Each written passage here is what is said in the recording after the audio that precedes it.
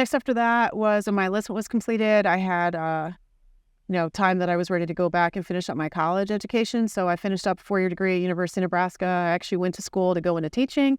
And my mom was really an encouragement to me to reconsider going into real estate. And she's been in real estate for many years. I think this is her 34th year, something like that. So she really had encouraged me to go into real estate instead of teaching. And I trust my mother. And so that's a good thing, what I did. right? That's a good thing.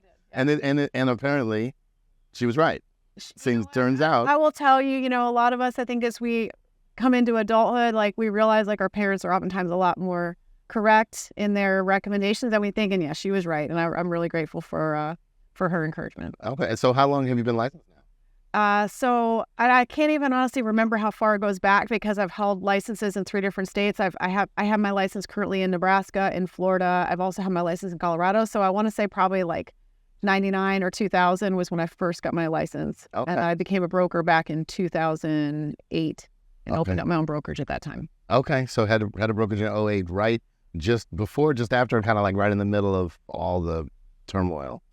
Well, it's funny you say that because I never really saw it as turmoil. I actually had worked for a builder during that interim of time. In fact, I was in heavy new construction at that time, and I had a wonderful career. I learned a ton. I always tell folks that it was like learn while you earn, because I had a chance to get very proficient with contract language and contract law and just serving people at a high level and doing a very high volume. Okay. I was in a real active community, a real busy community. So, during that time, when I transitioned from new construction and then over into my own brokerage, it was just a real positive time in my life. And even though I became really what I would call a short sale expert. Okay. I learned so much, and I was able to help people at a deeper level than what I felt like I had when I worked in new construction. So I'm really feeling very blessed for what I experienced in both.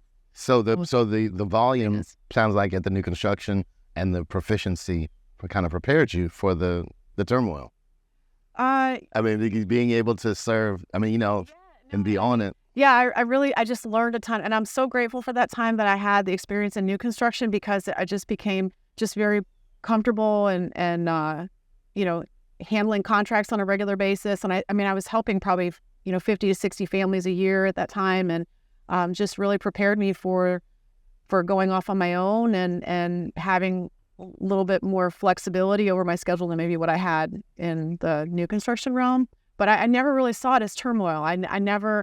And I think the public needs to know that what we've experienced in our generation, that isn't anything like what, even like the Depression or any of those. When I'm paying 17% when they bought their first house, right. And I was, a little.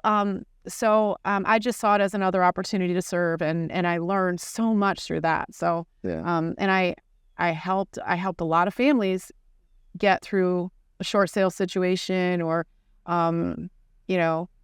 make transitions during that time. So. Yeah. Well, whenever there's chaos, there's opportunity, and we can find those moments, and then we can serve. So, right. So you've been, and then along the way, so military, school teacher, realtor, broker. I don't even take credit for the whole school teacher thing, because actually I was in my last semester where you had to go and actually be in the classroom, and I was like, this is a no. This is okay. Abandoned ship. Go. Yeah, I'm out. Right. Okay. Yeah. So I can't even take full credit. Crash it on. Okay. Well, you started the journey. You started the process. You were there. You just decided to make a different decision. Yep. Exactly. With mom's help. Yeah. Right. Yeah. Mom's encouragement. University of Nebraska, 4-year degree, and I said, you know what? I'm going to go down a different path, and real estate was a really great move. So. Yeah. I lost on another note. I lost to Nebraska in the first round of the NCAA's wrestling tournament in '96 in overtime. So there's a special place in my heart for Nebraska. Yeah, it's some good wrestlers. Yeah, great volleyball, great football. Football's getting a little rough these years, but Scott Frost is kind of taking a little bit of a beating, but great players, great athletes, top athletes. So took me down. So, but anyway, so then and along the way, at some point, you said 5 kids. Yep, a mother of 5. Yeah. I have what are their ages? So my oldest daughter, she's 23. My youngest daughter is 12. So I have 3 girls and 2 boys. Okay. 3 girls. Okay, 23. Youngest daughter is 12. And then how old are the boys?